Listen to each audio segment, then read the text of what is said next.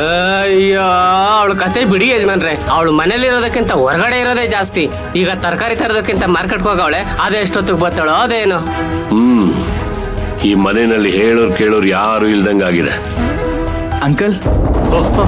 ದೀಪಕ್ ಬನ್ನಿ ಬನ್ನಿ ಬನ್ನಿ. ಹೇಗಿದೆಯಾ ದೀಪಕ್? ಚೆನ್ನಾಗಿದ್ದೀನಿ ಅಂಕಲ್.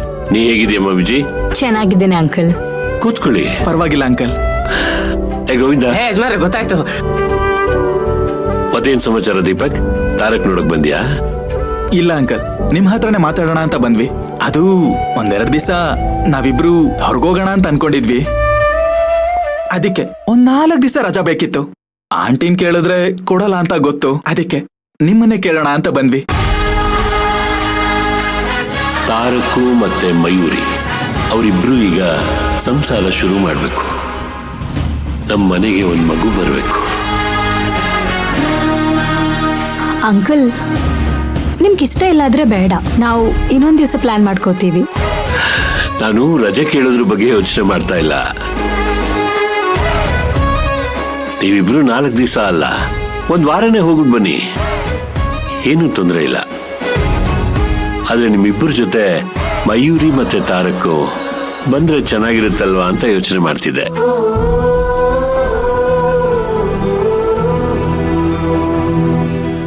ಅವರಿಬ್ರು ಮದುವೆ ಆದಾಗಿಂದ ಎಲ್ಲೂ ಹೊರಗಡೆ ಹೋಗಿಲ್ಲ. ಅವರಿಬ್ರು ಒಟ್ಟಿಗೆ ಸಮಯ ಕಳೀದೇ ಇರೋದ್ರಿಂದ ಇಷ್ಟು ದಿವಸ ಆದ್ರೂ ಒಬ್ರನ್ನೊಬ್ರು ಅರ್ಥ ಮಾಡ್ಕೊಳಕ್ ಆಗ್ತಿಲ್ಲ.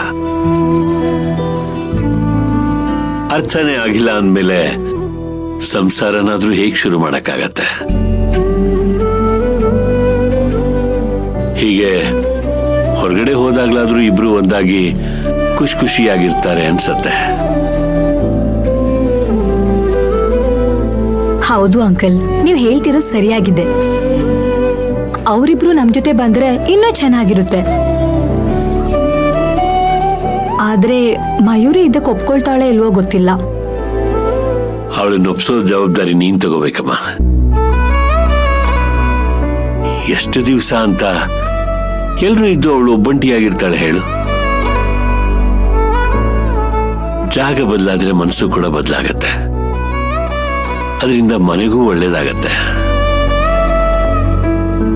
ನಿಮ್ ಜೊತೆ ಅವರಿಬ್ರು ಬರ್ತಾರೆ ಅಂತಂದ್ರೆ ನನ್ಗಿಂತ ಖುಷಿ ಪಡೋರು ಬೇರೆ ಯಾರು ಇಲ್ಲ. ಮಯೂರಿ ಮಾಡಿ ಮೇಲಿದ್ದಾಳೆ, ತಾರಕ್ ರೂಮ್ ನಲ್ಲಿ ಇದ್ದಾನೆ. ಇಬ್ರು ಹೋಗಿ ಅವ್ರ ಹತ್ರ ಮಾತಾಡಿ. ನೀವೇನು ತಲೆ ಕೆಡಿಸ್ಕೋಬೇಡಿ ಅಂಕಲ್. ಅವರಿಬ್ರನ್ನ ಒಪ್ಸಿ ನಮ್ ಜೊತೆ ಕರ್ಕೊಂಡು ಹೋಗೋ ಜವಾಬ್ದಾರಿ ನಮ್ದು. ನಮಗ್ ರಜಾ ಕೊಟ್ರಲ್ಲ ಅಷ್ಟು ಸಾಕು. ದೀಪಕ್, ನಾಟಕ ಸಾಕು. ರಾಜೇಶ್ವರಿ ಮನೇಲಿಲ್ಲ, ತಾರಕ್ ಹತ್ರ ಆರಾಮಾಗಿ ಮಾತಾಡು, ಆಯ್ತಾ? ಸರಿ ಅಂಕಲ್.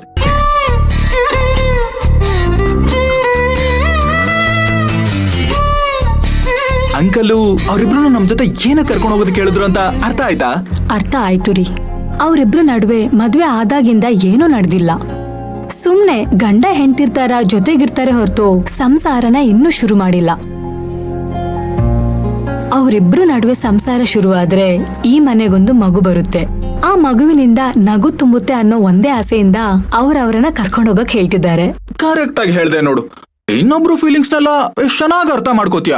ಆದ್ರೆ ನಮ್ಗೂ ಒಂದ್ ಮಗು ಬೇಕು ಅನ್ನೋದ್ರ ಬಗ್ಗೆ ಮಾತ್ರ ಯಾಕಿನ್ನು ಯೋಚನೆ ಮಾಡ್ತಿಲ್ಲ? ಮನೇಲೂ ನಾವಿಬ್ರೇ ಇರ್ತೀವಿ. ಅದಕ್ಕೆ ಮನೆಗೊಂದ್ ಮಗು ಬಂದ್ರೆ ಚೆನ್ನಾಗಿರುತ್ತಲ್ವಾ? ಆಮೇಲೆ 1-2 ವರ್ಷ ಬಿಟ್ಟು ಆ ಮಗು ಜೊತೆ ಆಡೋದಕ್ಕೆ ಇನ್ನೊಂದ್ ಮಗು ಮಾಡ್ಕೊಳ್ಳೋಣ. ಏನಂತ್ಯ? ನೀವೇ ಇನ್ನು ಚಿಕ್ಕ ಮಕ್ಕಳ ತರ ಆಡ್ತಿದ್ದೀರಾ, ಇನ್ನ ನಿಮಗ್ ಮಗು ಬೇರೆ ಬೇಕಾ? ಮೊದ್ಲು ಅಂಕಲ್ ಹೇಳಿದ್ರ ಬಗ್ಗೆ ಯೋಚನೆ ಮಾಡೋಣ. ಅವರಿಬ್ರು ಒಂದಾದ್ರೆ ಅಂಕಲ್ ಖುಷಿ ಪಡ್ತಾರೆ. ನಮ್ಗೋಸ್ಕರ ಇಷ್ಟೆಲ್ಲ ಸಹಾಯ ಮಾಡಿರೋ ಅವ್ರಿಗೆ ನಮ್ಮಿಂದ ಇಷ್ಟಾದ್ರೂ ಮಾಡೋಣ. ಖಂಡಿತ ಮಾಡೋಣ ವಿಜಿ. ನೀನು ಮಯೂರಿನ ಒಪ್ಸು, ನಾನು ನನ್ ಕುಚಿಕು ಗೆಳೆಯನ್ ಒಪ್ಪಿಸ್ತೇನೆ. ಬಾ.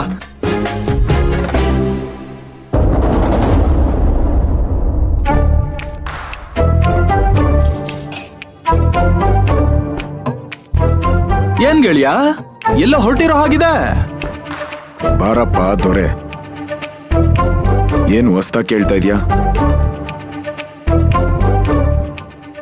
ಈ ಮಂತ್ ಅಲ್ಲಿ, ಈ ಡೇಟ್ ಅಲ್ಲಿ ನಾನು ಇಲ್ಲೆಲ್ಲೂ ಇರಲ್ಲ ಅಂತ ಗೊತ್ತಿಲ್ವಾ ನಿನ್ಗೆ?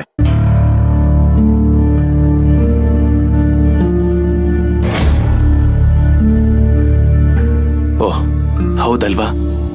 ನಾನ್ ಮರ್ತೇ ಬಿಟ್ಟಿದ್ದೆ ನೋಡು. ಆದ್ರೆ ಈಗ ಹೋಗ್ತಿರೋದಕ್ಕೆ ಅದೊಂದೇ ಕಾರಣ ಅಲ್ಲ, ಇನ್ನೂ ಒಂದ್ ಕಾರಣ ಇದೆ. ಎಷ್ಟೇ ಬಿಟ್ಕೊಂಡ್ರು ಕಿಕ್ಕಿ ಇರ್ತಿರ್ಲಿಲ್ವಲ್ಲಪ್ಪ, ಅದಕ್ಕೆ ನಮ್ಮ ಅಕ್ಕನ ಗಂಡನ ಹತ್ರ ಲೋಕಲ್ ಡ್ರಿಂಕ್ ತರ್ಸ್ಕೊಂಡು ಕುಡ್ದೆ ಹಾಸ್ಪಿಟಲೈಸ್ ಆದೆ.